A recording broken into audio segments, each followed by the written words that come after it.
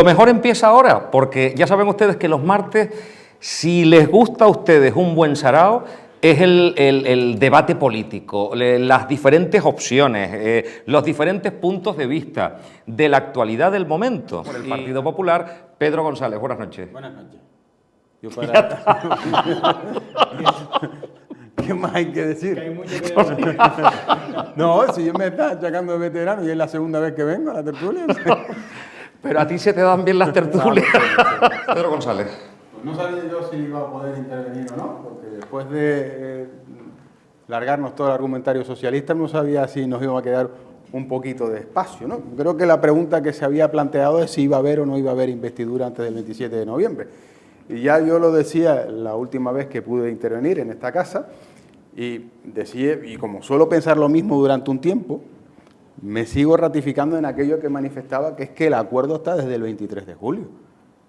El acuerdo de Pedro Sánchez con los independentistas y con los comunistas, a los que ahora llaman Sumar,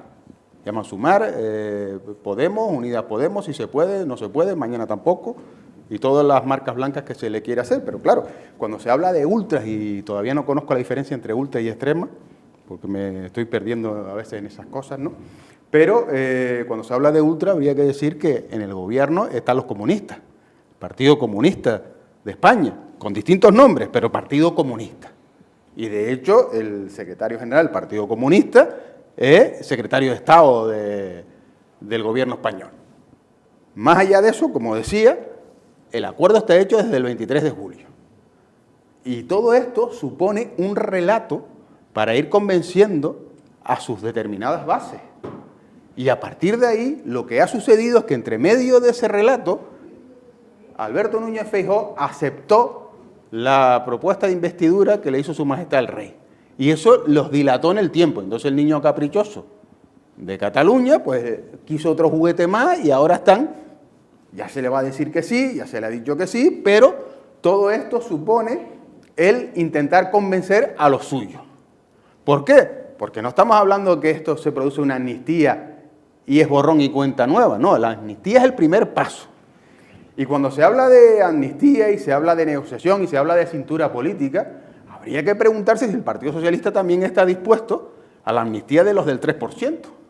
Aquellos a los que Maragall llamaba corruptos porque cobraban el 3% de todas las obras públicas.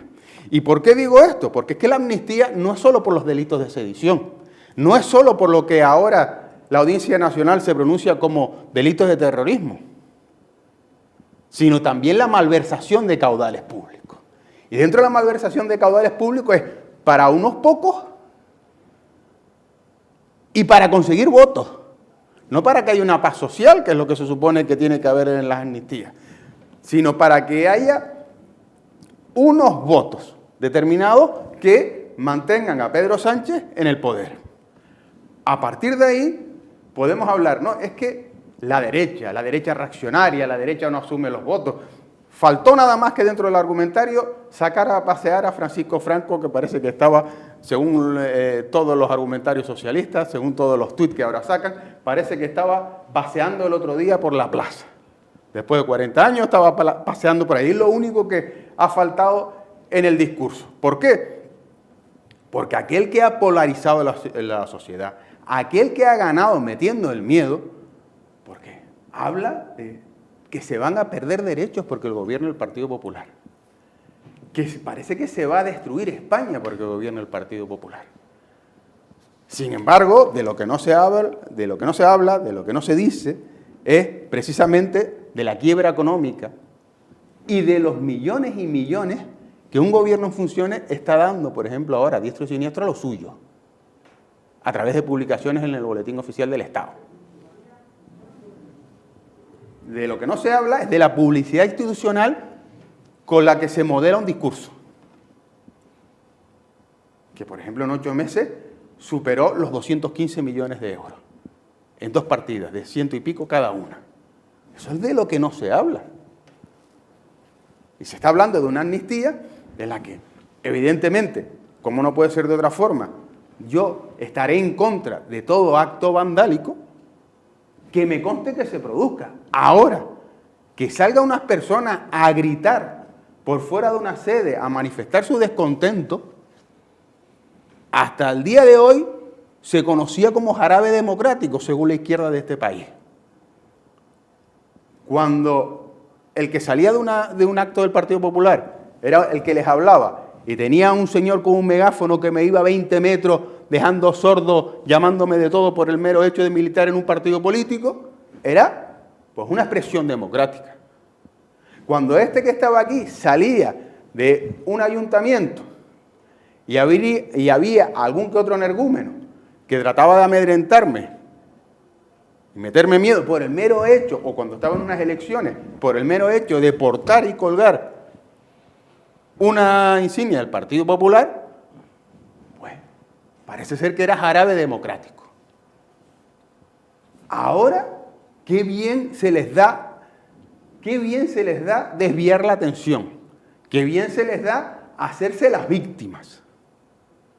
Oiga, lo que no se concibe en ningún caso, y voy terminando ya esta primera exposición, lo que no se concibe en ningún caso es que, según la delegación del gobierno en Madrid, para 3.800 personas, que es lo que dice el gobierno, de España, el gobierno socialista, a través de su delegado del gobierno, que fue lo que se manifestó en Madrid, para 3.800 personas que haya que lanzar gases lacrimógenos, cuando eso no sucedió ni se permitió en Cataluña, cuando en un partido de fútbol, en Tenerife, van más de 20.000 personas.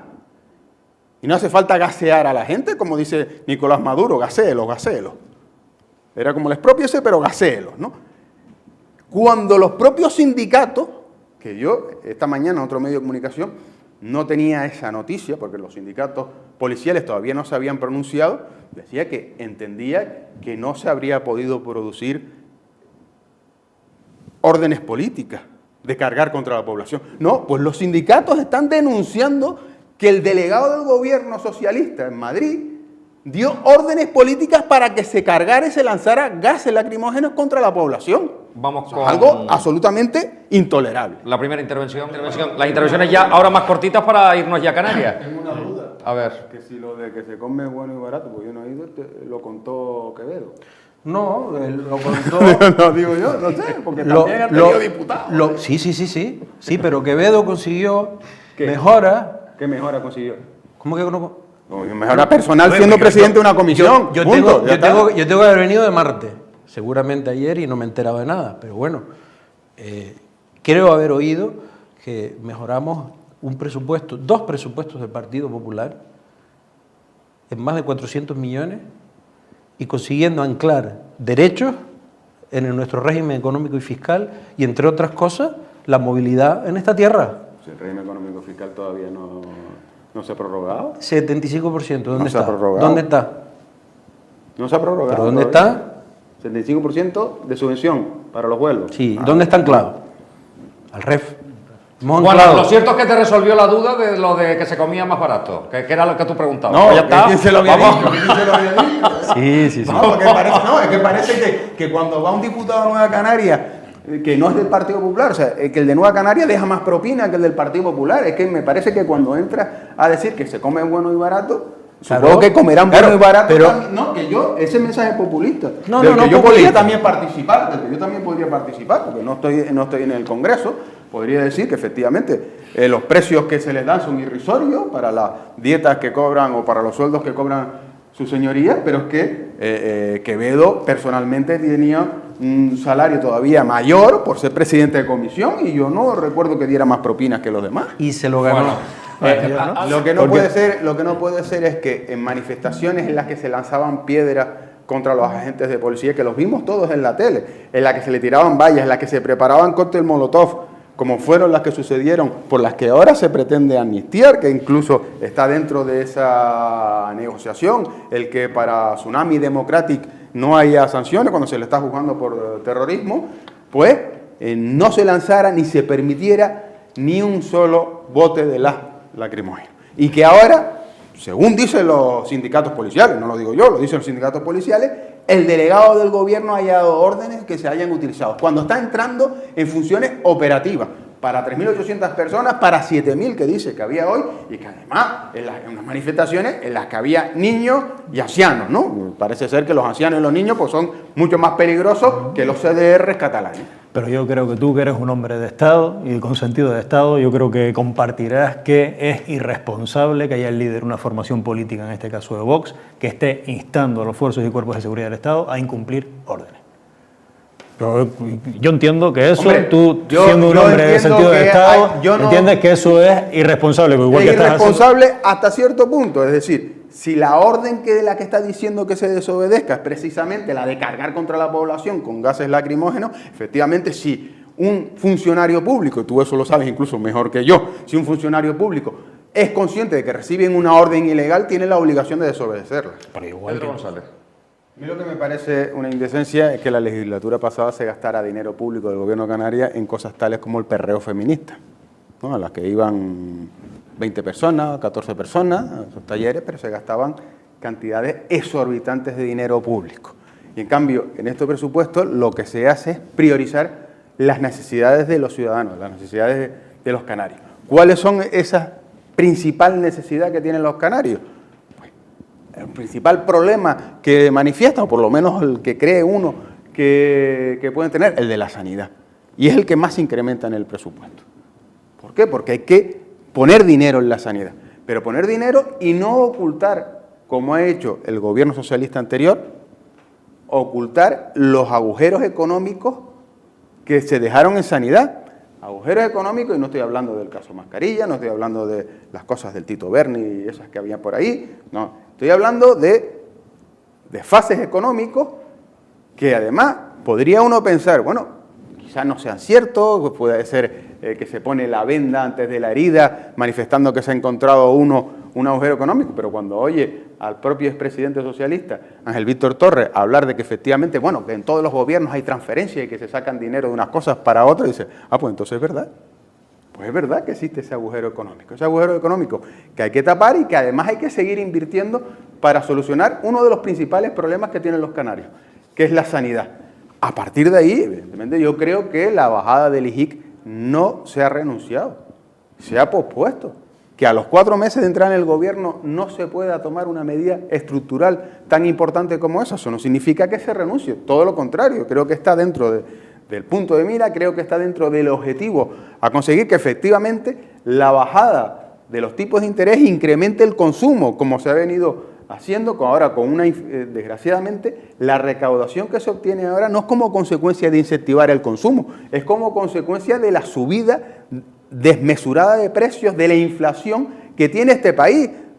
Una inflación enorme de precios y que desgraciadamente cuando se ajuste no bajará a los precios que teníamos anteriormente. Lo podemos ver en la propia gasolina. Cuando uno ve que ha subido la gasolina y que sube a 1,40, a 1,70 el litro de gasoil, por ejemplo, eso no significa que después vuelva de nuevo por debajo del euro que tenía el litro antes de que comenzara la inflación. Todo lo contrario, se estabiliza y se queda en 1,30, 1,40. Si acaso, y de ahí ya no baja. Y vamos a tener que adaptarnos a esos precios. Y lo mismo sucede con el alquiler. Cuando el alquiler va subiendo, también el de los locales, que es el que está afecto, no el de la vivienda, el que está afecto a el IJIC, lo que había que haber tomado en ese momento, cuando había una sobrerecaudación, era el momento oportuno para reducir. Yo primero no me estoy enterrando en ningún sitio por una sencilla razón, que afortunadamente, y lo repito mucho esto, como no milito en un partido socialista, tengo libertad de pensamiento, no tengo que comulgar al 100% con lo que me dice mi partido. Cuando yo hablo socialista, hablo de los hijos de Marx.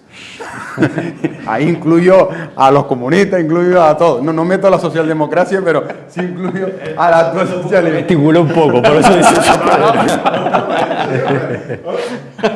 Pero a lo que voy. Y efectivamente debe procederse, y yo seguiré siempre en mi batalla, que hay que reducir la presión fiscal sobre el ciudadano. Informativo, ¿no? Y sentando cátedra. ¿Qué recuerdos de Carrascal? Bueno, yo recuerdo el último informativo de la noche, ya el de madrugada era el que él presentaba por último, por lo que yo recuerdo, ¿no? Y ver esas reflexiones, esas editoriales. Bueno, Pedro, tampoco te quites edad. No. De lo que yo recuerdo. No, pero de lo que yo recuerdo, de cuando normalmente, veía la tele. que otra cosa, ¿no? Que otra cosa.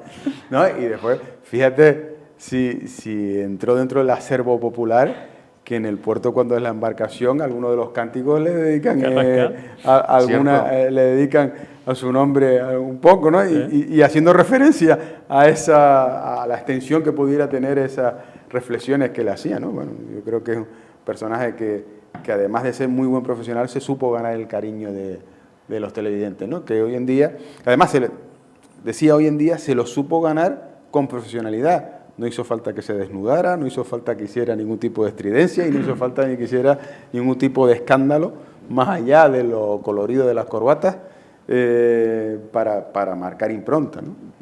Valentín.